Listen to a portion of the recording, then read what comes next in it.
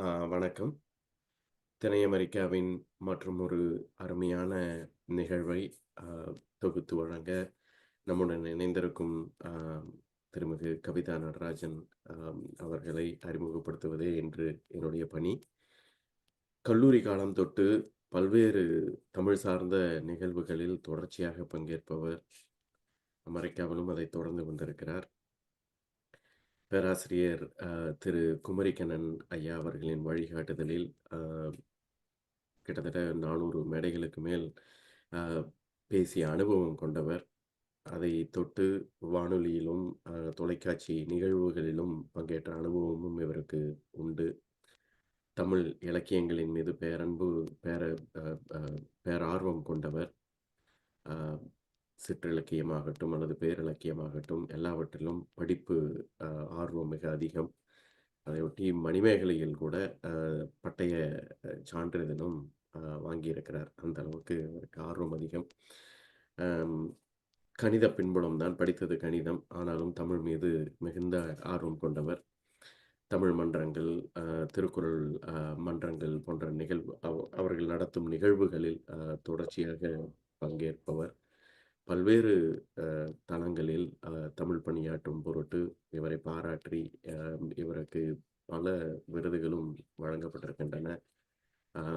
உலக தமிழ் பேரியக்கம் வழங்கிய தங்க மங்கை விருது, அப்புறம் உவேசா விருது போன்ற விருதுகளை எல்லாம் பெற்றிருக்கிறார். இவர் பிறந்தது திருநெல்வேலியில், ஆனால் இப்போது இருப்பது கலிஃபோர்னியா மாநிலத்தில், அமெரிக்காவில் கலிஃபோர்னியா மாநிலத்தில். ஒரு படித்தது கணிதம் எனினும் இங்கு ஒரு அரசு பள்ளியிலே ஆசிரியராக பணியாற்றி வருகிறார். தென்னை அமெரிக்காவின் சார்பில் நாங்கள் அழைத்த பொழுது, நிகழ்ச்சியை தொகுத்து வழங்கிட அழைத்த பொழுது அதை அன்போடு ஏற்று இசைந்து இந்த நிகழ்ச்சியை தொகுத்து வழங்கிட வந்தமைக்கு எமது நன்றியை உரித்தாக்கி திருமிகு கவிதா நடராஜன் அவர்களை நிகழ்வை தொகுத்து வழங்கிட அன்போடு அழைக்கிறேன். நன்றிங்க பிரபு. அகரத்தில் எழுந்து உலகின் சிகரத்தில் வாழ்கின்ற ஒப்பற்ற மொழியாம் என் தாய் தமிழை வேண்டி வணங்குகின்றேன். திணை அமெரிக்கா நடத்தும் இணைய வழி கலந்துரையாடல் நிகழ்வில் கலந்து கொண்டுள்ள அத்துணை தமிழ் சொந்தங்களுக்கும் நெஞ்சார்ந்த வணக்கங்களும் வரவேற்புகளும். இப்பொழுது தமிழ்தாய் வாழ்த்து பாடலோடு நாம் நிகழ்வை துவங்கலாம். நாம் அனைவருமே இப்போ வீடியோவை ஆஃப் செஞ்சுட்டு அல்லது நின்று நாம் வாழ்த்து பாடலை பாடலாம்.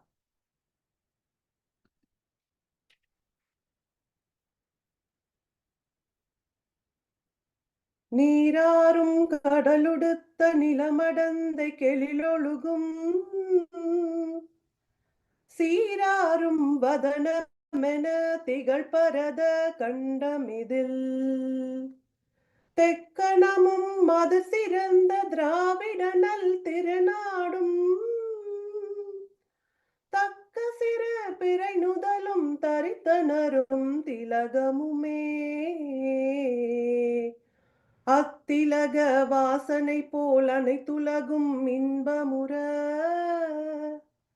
எத்திசையும் புகழ் மணக்க இருந்த பெரும் தமிழனங்கே தமிழனங்கே உன் சீரிழமை திறம் வியந்து செயல் மறந்து வாழ்த்துதுமே வாழ்த்துதுமே வாழ்த்துதுமே.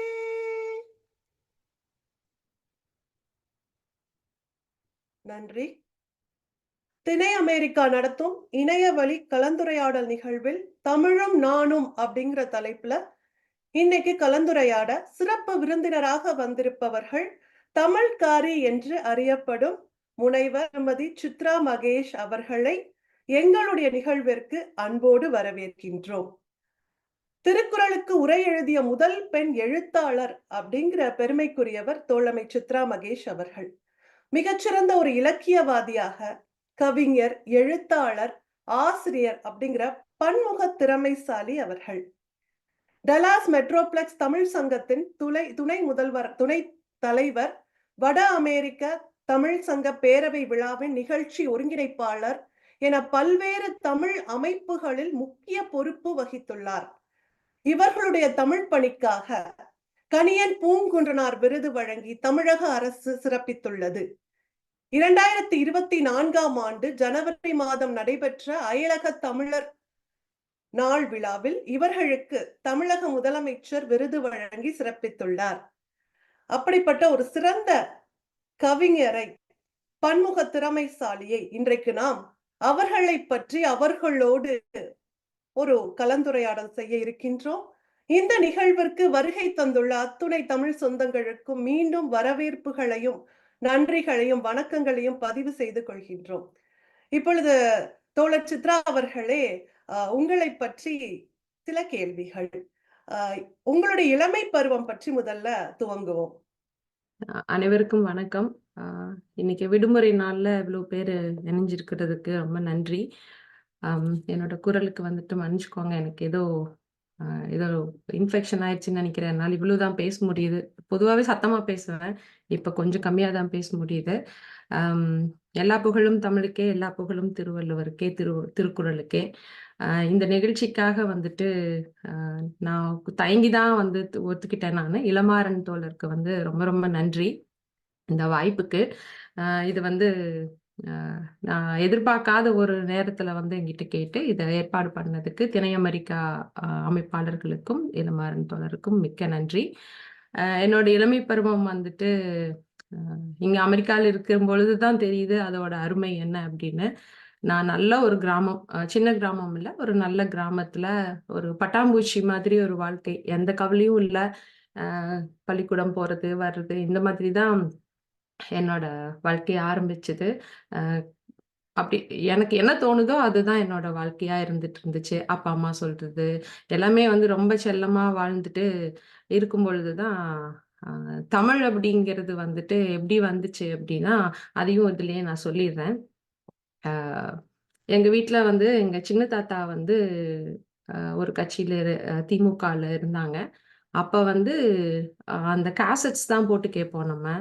அது வந்து எப்படியாவது ஒழிச்சுட்டே இருக்கும். எனக்கு தெரிஞ்சு வைகோ அவர்கள், கலைஞர் அவர்கள், அதுக்கப்புறம் எனக்கு அந்த பெயர்கள் எல்லாம் ஞாபகம் இல்லை. நிறைய பேசிட்டு இந்த பேச்சாளர்களோடது வந்து ஓடிக்கிட்டே இருக்கும். அதுதான் எனக்குள்ள வந்துச்சா அந்த தமிழுக்கு அப்படின்னு எனக்கு தெரியல. நிறைய இலக்கியவாதிகளோட பேச்சு ஓடிட்டே இருக்கும். எனக்கு அது இலக்கியம் சார்ந்த பேச்சுங்கிறதே எனக்கு தெரியாது அந்த வயசுல. அதுதான் என்னோட ஆரம்பம். அந்த உட்கார்ந்து கேட்க வைப்பாங்க என்னைய, அதில் தான் கேட்டது. கிராமத்துல வந்துட்டு ரொம்ப அழகான ஒரு மலையோர கிராமம், அருவிகள் எல்லாம் இருக்கிற மாதிரி ஒரு கிராமத்துல அழகா போயிட்டு இருந்த வாழ்க்கை. அதுதான் என்னோட இளமை பருவம். ரொம்ப சிறப்பா சொன்னீங்க. ரொம்ப நன்றி. அந்த இளமை பருவம் நினைக்கும் பொழுதே எல்லோருடைய மனதிலுமே ஒரு துள்ளல், ஒரு மகிழ்ச்சி, எந்த ஒரு கவலையும் இல்லாத ஒரு வாழ்க்கை. ரொம்ப சிறப்பா சொன்னீங்க. பொதுவா வந்து நம்ம எல்லோருமே வந்து படிப்பு அப்படின்னு வரும்பொழுது இளங்கலை எந்த துறையில இருக்கிறோமோ, முதுகலை படிக்கும் பொழுது அதே துறையை தான் நம்ம தேர்ந்தெடுப்போம். ஆனா வந்து உங்களுடைய படிப்புல பார்க்கும் பொழுது இளங்கலை ஆங்கிலத்திலும், முதுகலை வந்து தமிழ்லையும் நீங்க பயிலுவதற்கு என்ன காரணம்? அந்த மாற்றம் எங்கே எப்படி ஏற்பட்டது? இல்லைங்க, இது வந்து எல்லாருமே இங்க இருக்கிறவங்க நிறைய பேர் தெரிஞ்சவங்க, எல்லாத்துக்கும் சொல்லலாம். நான் வந்து கிராமத்துல இருந்து படிச்சுட்டு இருந்ததுனால ஒரு கட்டத்துல ஒரு ஒரு குறிப்பிட்ட கட்டத்துல வந்துட்டு எங்க அப்பா நீ வந்து பஸ்ல எல்லாம் போயிட்டு வரக்கூடாது அப்படிங்கிறதுனால என்னை கொண்டு போய் விடுதியில ஹாஸ்டல்ல விட்டுட்டாங்க. ஸோ அந்த ஹாஸ்டல் பார்த்தீங்கன்னா பெண்களுக்கானது. 12வது வரைக்கும் பெண்கள். அதற்கப்புறம் அதோட கேம்பஸ் ஒட்டியே வந்துட்டு காலேஜ் இருக்கும். அதுவும் விமென்ஸ் காலேஜ். அங்க எல்லாத்துக்குமே என்ன பேச்சுன்னா, அந்த அந்த ஹாஸ்டல்ல ஸ்கூல்ல விட்டுட்டா காலேஜ் போயிட்டு அதுக்கு ஆப்போசிட்ல ஆடிட்டோரியம் இருக்கு, திருமண மண்டபம். அப்படிதான் போய் வெளியில வருவோம் அப்படிங்கிறது வந்து எங்க ஊர்ல இருக்கிற எங்க உறவினர்கள், அங்க இருக்கிற பக்கத்து ஊர்ல இருக்கிறவங்க எல்லாத்துக்குமே அந்த மாதிரி தான். அங்க வந்து எனக்கு தமிழ் கிடைக்கல. எனக்கு தமிழ் படிக்கணும் அப்படின்னா, எனக்கு நான் விடுதியிலேயே இருந்ததுனால எனக்கு அந்த சின்ன நூலகம் தான் இருக்கும். பெரிய நூலகம் கிடையாது. அங்க இருக்கிற நூல்கள் படிச்சுட்டு படிக்கிறது தான் வந்துட்டு ஒரு பொழுதுபோக்கா இருந்துச்சு. படிக்கிறது, பாட்டு கேட்கறது, தெரிஞ்ச பாட்டும் கேட்க முடியாது எங்களுக்கு. அந்த மாதிரி இருக்கையில வந்துட்டு தமிழ் படிக்கணும்னு எனக்கு அப்பவே தோண ஆரம்பிச்சிருச்சு.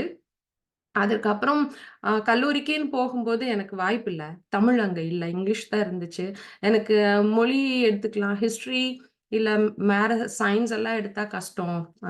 நான் சொன்னேன் இல்லைங்களா, சின்னதுலயே வந்து எனக்கு நானா இருக்கணும் அப்படிங்கிற மாதிரியே வாழ்ந்துட்டதுனால, எனக்கு படிக்கணும் அப்படின்னா மொழி சார்ந்து படிச்சா நல்லா இருக்கும் அப்படிங்கிறதுனால இங்கிலீஷ் லிட்டரேச்சர் எடுத்து படிச்சது. அங்க இருந்தாலும் எப்படா தமிழ் வகுப்பு வரும் அப்படிங்கிறது தான் என்னோட ஆசையா இருக்கும். அதுலயும் எனக்கு இங்கிலீஷ் லிட்டரேச்சர்லயும் வந்துட்டு எனக்கு வந்த ஆசிரியர்கள், பேராசிரியர்கள் வந்து ரொம்ப நல்லா வகுப்பெடுக்கிறவங்களா இருந்தாங்க. அதனால அதுல இருக்கிற அதுலயும் கவிதைகள் இருக்கு இல்லையா? ஸோ அதுல வந்து எனக்கு அதுலயும் பிடிக்க ஆரம்பிச்சது. அதுவும் பாஸ் பண்ணணுங்கிறதுக்காக வந்துட்டு டிகிரி முடிச்சுட்டு எப்படியாவது எம்ஏ போய் தமிழ் சேர்ந்துரணும். அதுவும் பாரதியார் பல்கலைக்கழகத்துல தான் சேரணும் அப்படிங்கிறதுனால, அதுதான் ஆங்கிலம் படிச்சதுக்கு. தமிழ் படிச்சது வந்து தான் என்னோட குறிக்கோளே வந்து தமிழ் படிக்கணும், முனைவர் பட்டம் வாங்கணும் அப்படிங்கிறது தான். அதனால ஆங்கிலம் புடிச்செல்லாம் படிக்கல. அ அதாவது நீங்க சொன்ன மாதிரி கிடைத்தது ஆங்கிலம் படிச்சதுனால, அது நம்மளுடைய ஆர்வம் தமிழ் மீது இருந்ததுனால, அடுத்து முதுகலை படிக்கும்போது தமிழுக்கு பிடித்த ஒரு பல்கலைக்கழகத்துல படிச்சீங்கன்னு சொன்னீங்க. ரொம்ப சிறப்பு. ஆ ஏன்னா வந்து நெறைய மொழிகள் தெரிஞ்சுக்கிறது நல்ல விஷயம். ஏன்னா 2மே வந்து ஆங்கிலம், தமிழ்னு பார்க்கும்பொழுது, அந்த மொழி வாரியா இருக்கக்கூடிய அந்த லிட்டரேச்சர் பத்தி தெரிஞ்சுக்கிறது ரொம்ப நல்லது. உங்களுக்கு அது ஒரு பெரிய ஒரு அடித்தளமா இருந்திருக்கும் நிச்சயமாக. அடுத்து